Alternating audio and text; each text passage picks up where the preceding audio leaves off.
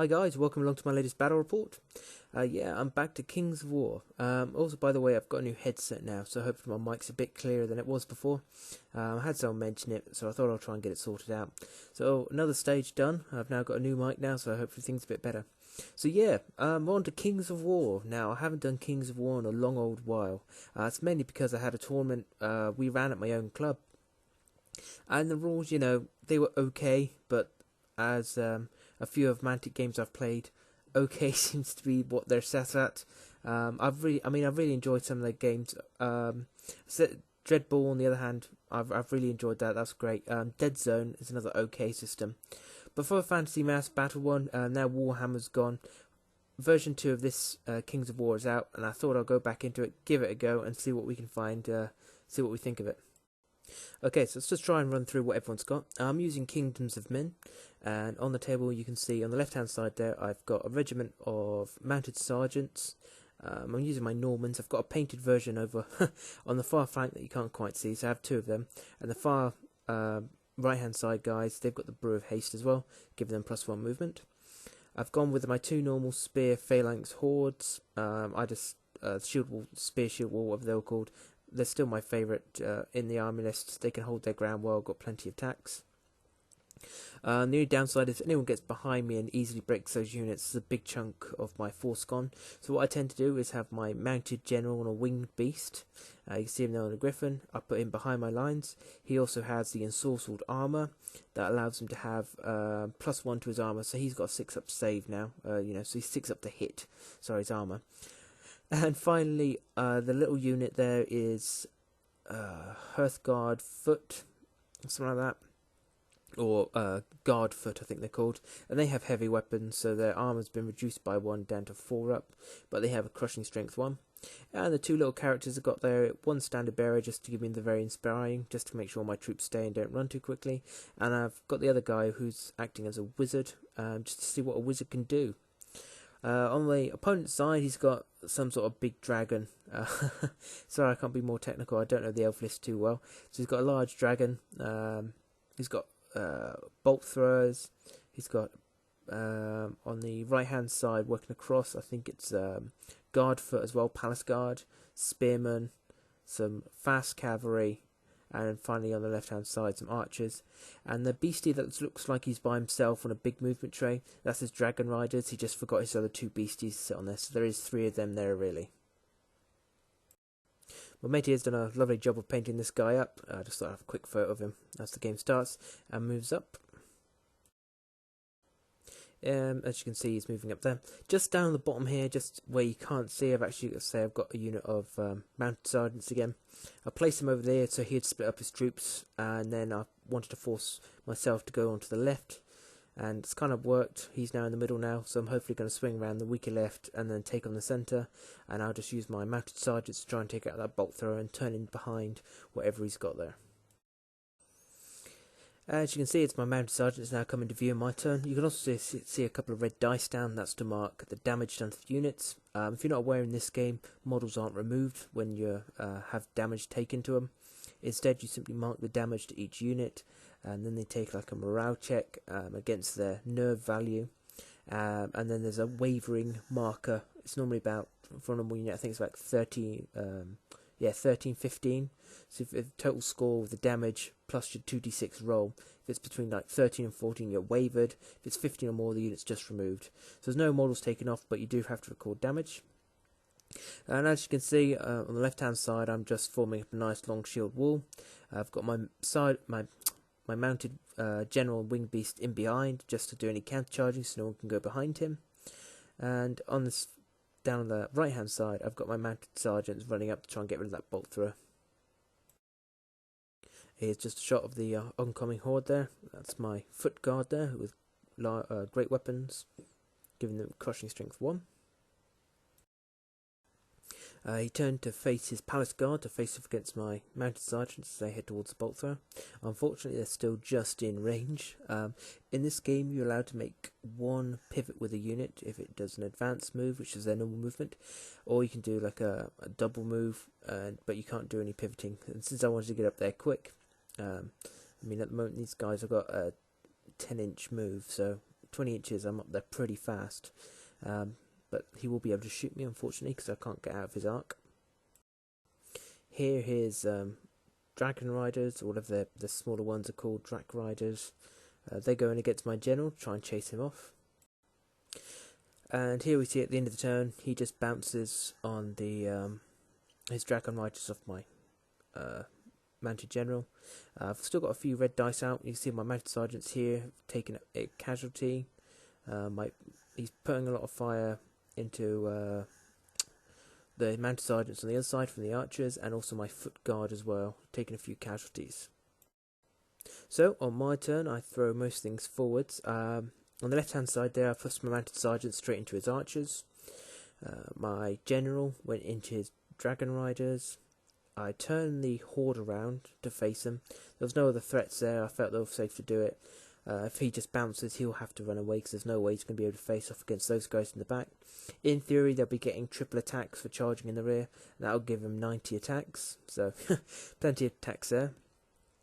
My foot guard run forwards to make sure they're out of arc for being charged. I did make a bit of a mistake here. I should have pushed up my shield wall spearmen just to help protect their flank, because I've now left his flank open, but I'm still trying to keep a wall, so that's why I kept him back. I was a bit indecisive with him, and that will cost me my foot guard in a minute.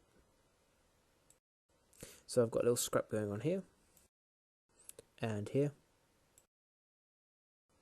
and over here. Yes, I was easily able to take out that bolt thrower. I was rolling triple the amount of attacks because it was a war machine, which is something like 45 attacks. As another thing I'm not overly fond of in this game is the sheer amount of dice some of the times you're rolling here. But hey ho, it's how it works. So yeah, I just turned around to face the incoming foot guard there. I don't know if I'll do too well against that. As long as I can hold for a round, I should be able to charge him quite happily. Over here, I do 1 damage to these dragon riders. Yeah, I didn't roll too well at all there, but I did bounce back and gave a nerve check, but obviously did nothing. Over here, I did pretty pitiful against these archers. They actually have the same armor as my horsemen there. These are the Mantic archers, really, so they should have shields and light armor, I suppose. They have a 4 armor save. So yeah, I went there, did a few casualties, but didn't manage to break them. So at the end of my turn, it's looking into something like this at the moment.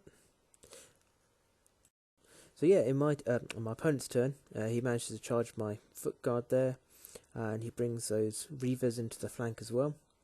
His dragon moves up here. He's going to do a fiery breath onto my unit, which is something like 15 attacks. So I should do a couple of wounds onto them. Over here, I think he makes quite a big mistake. On the left, he does the right thing. He charges archers in against my mounted sergeants. He's got nothing to lose, and put the attacks onto my guys. Because in this game, whoever charges gets to attack. There's no, there's no comeback from it. That's one of the things it's hard to get used to, and probably one of the things I most dislike from this system. Down the bottom, I think he made quite a big mistake here. He didn't go for my general. I thought he was going to try and go for my general, try and take him out. But he doesn't. He panics about the big unit behind him. So he ends up moving to where you see him there, so I can't charge him with the general. But I can simply move my general out of the way, and my my horde there can quite easily charge the flank. So that's 60 attacks against a small unit. Won't go too well for him, I don't think.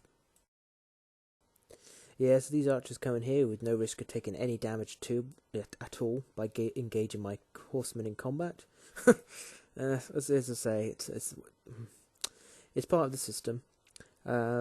He does a few wounds, pushes me, he bounces, and I pass my nerve check, so I'm okay. Over here on the other side, he charges in with his infantry, again with no risk of being hurt because he doesn't get it's only him striking. And he manages to put, I think there's a second token on this, it's 7 hits on my guys, and manages to waver them.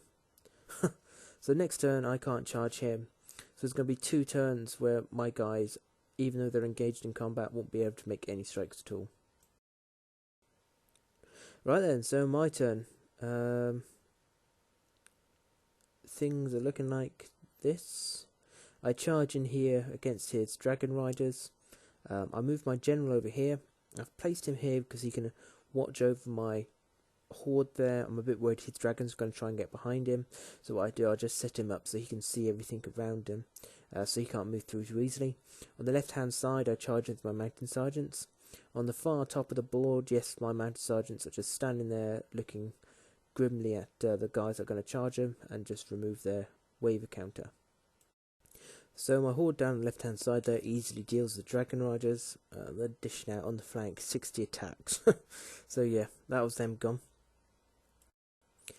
My mounted sergeants, they managed to deal with the archers and drove them off and just turned to face to come back to the fight. And that's it for the turn. Just the horde in the centre there, I purposely turned them just to make sure they can take any charge they've got there to the front. With a nerve of, I think it's 2022, they should be able to charge of what's there to the front and still stand around. I've got 2 inspiring characters nearby, so even if I do some moving, I'm still going to have a reroll there somewhere. So my opponent's turn, he decides to do nothing and just move up to engage. Oh, my little wizard down here, which decided to have a pot shot at his cavalry. Yeah, I don't think wizards are worth it. 50 points for a fireball, which has a range of 12, so you're pretty much within charge range of everything. Hits on a 4-up. You can't march while doing it, and your movement's 5. Nah, no, not impressed with this guy. 50 points. I don't think I'll be using him again. But at the moment, he's a bit of charge bait for these chaps here. So they charge in here, try and take out my very priesty-looking wizard.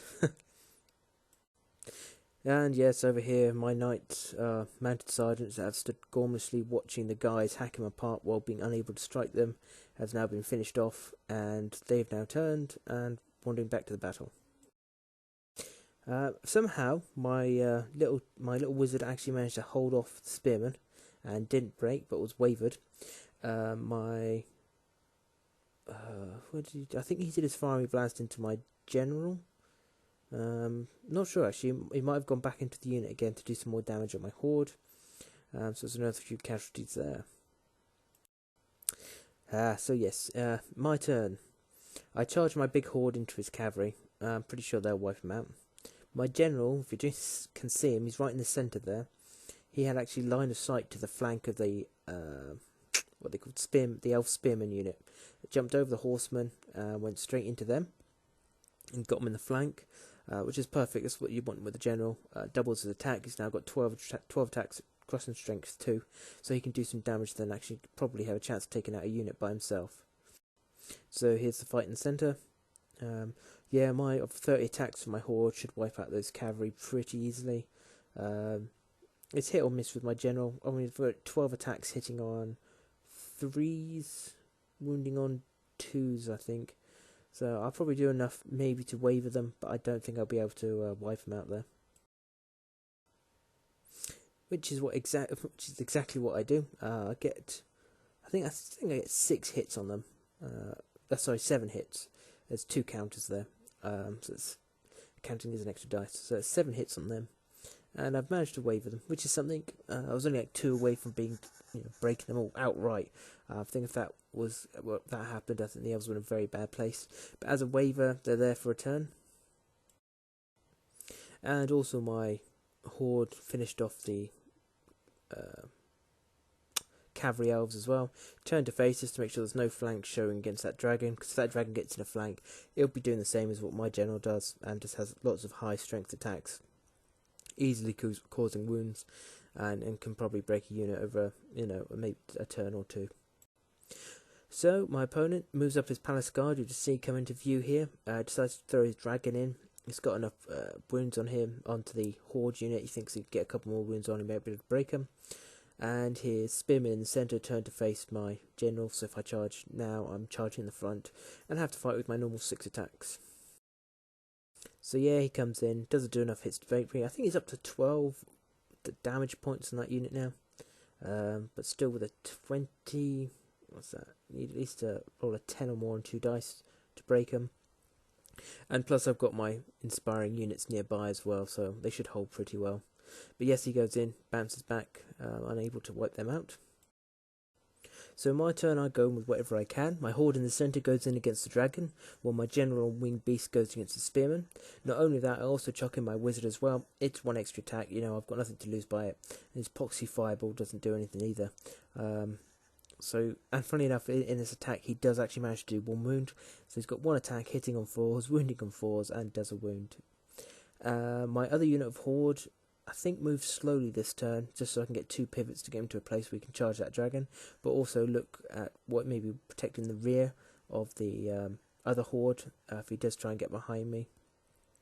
My mounted sergeants try and stay out of it. They're already damaged, and I think with a charge from a dragon, they should be able to easily wipe them out, so they're better off staying back for a moment. Yeah, so out of my 30 attacks, I don't think I did anything. He's done the same thing as me and taken a general with the ensorcelled armour, allowed to have an armour of 6+. So I'm hitting on 4 up, 6 up, so that should be, 15 hits and 2 or 3 wounds, but no, and absolutely nothing goes through. I failed to roll all my 6s. So his dragon's looking quite happy, but I did manage to take out his spearman with the combined charge of the wizard and the general.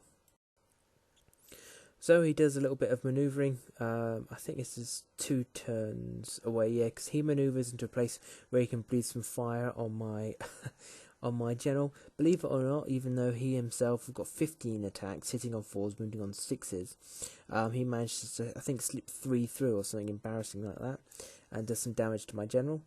So in my turn, I move my general in behind, so he can't charge me, but I can see either him or the incoming palace guard. And I move all my troops up so I'm able to charge him. So my opponent moves up, as you can see here. He puts his dragon up there. I think he breathes fire either onto my mounted sergeants or onto my already damaged horde, just to try and drive one of them off. But I've got my battle standard there, and they're all within inspiring range, so I think I had a reroll, so they're all quite happy there. My wizard in the centre there, which I didn't mention last time, he actually got to that position so he could shoot a fireball and managed to do like 2 hits on the palace guard, which did nothing for morale's sake, unless I rolled like a double 6. But yeah, he's now standing there in front of the palace guard, who also have a magic flying hammer, 5-point item, which they throw out at him, always hitting on a 4+, and has the crushing strength of 1 or 2. So yeah, managed to get a wound off him, and he failed his nerve check, even with the inspiring presence of my general right next to them there. So I think that was the end of my opponent's turn 6. So in my turn 6, I put my general where I could see the flank and look back on everything else as well, in case he doesn't move too much around in his turn. If we get one more turn, it comes down to a 50-50 dice roll, I believe. Unfortunately, couldn't see anything to charge, otherwise I probably would have charged him against those palace guard. My horde and my mounted sergeants go in against the dragon, and even with the combined 45 attacks, I only managed to dish off a couple of wounds and did no real damage. And we rolled to see if we got another turn, and we didn't, and we totted it up, and it was a good win there for the Kingdoms of Men. So what do I think of the new Kings of War version 2? Well, I have to say, the new rulebook and that they've done a fantastic job with. It's a nice size, it's a nice hardback cover one as well. You know, colour throughout, looks really good. But the rules themselves, to be honest, they're not really my thing. There's a few changes that have helped the system. War machines can no longer move and shoot, but they have a 45-degree arc, so have a good range anyway. There's no modifier for long-range shooting, but you do get a modifier for moving then shooting. What else was there? Oh, you can now turn, if you've only been charged in the flank, you can now turn to face the opponent and then charge them. So there's a few things that balance out. Also attacks are slightly different now. Elite units tend to have a couple more attacks than common units, so you know, it's okay. But the whole game system doesn't play as I think a war game should. It doesn't feel like I'm in a battle. It feels like I'm just moving square blocks around. As daft as it seems, a lot of systems, DBA for example, all have the same sort of principle of blocks of troops and that, and just get removed. But for this, I just don't feel like it's a proper war game. It's a bit too basic for my liking. I'm sure you can do great stuff with it. I'm sure there's people that'll say that this is a really enjoyable fantasy game, but to me it's not what it could be. It's like the knights. That's probably annoyed me the most. They had 2 rounds where I was charged twice and can't do any damage to my opponent because I'm not allowed to do anything. I just stand there and get charged by infantry, which is kind of disappointing. Other than that, what else can I say? It's very similar to what it was. to be honest, my big hordes seem to work alright. My general and the winged guy will work alright. I mean, I'll play this from time to time, I would have thought. I'm sure my opponent wants to do tournaments for this. He said he already wanted to go up to Nottingham to try and take part in a tournament. And I said I'll be happy to play some games against him. My army is going to be pretty much as you can see. I'm just going to use my Dark Ages stuff, add a few items from it. I don't see my fantasy armies coming out for this. I just don't have the time anymore to paint up so many different things now. My mind is well occupied on a lot of historical stuff. As for rules and that, I think if I want to do a proper fantasy battle, I'll be falling back on War and Conquest. To me, they've got this scale game done to a T. It's clever mechanics, the objectives for the actual battles. It's a far superior game. Maybe this game's good if you throw it out. I think most of the stuff's free online. I mean, you can have a look. There's army builders on there. You can look yourself. It's easy to play, I suppose, from that point of view. But it's just not what I want from a historical game. A fantasy game. I like the kind of nitty-gritty historical feel that historical games have. And in some respects, Warhammer had. A problem with Warhammers, it brought out so many rules, they could easily be broken. One thing Mantic has got is a very base set of rules, so you can't do anything too broken with it. I mean, there's no formation changes for one, which is, I don't mind that at all. I can live with that. I wouldn't mind removing models, just to see units decimated.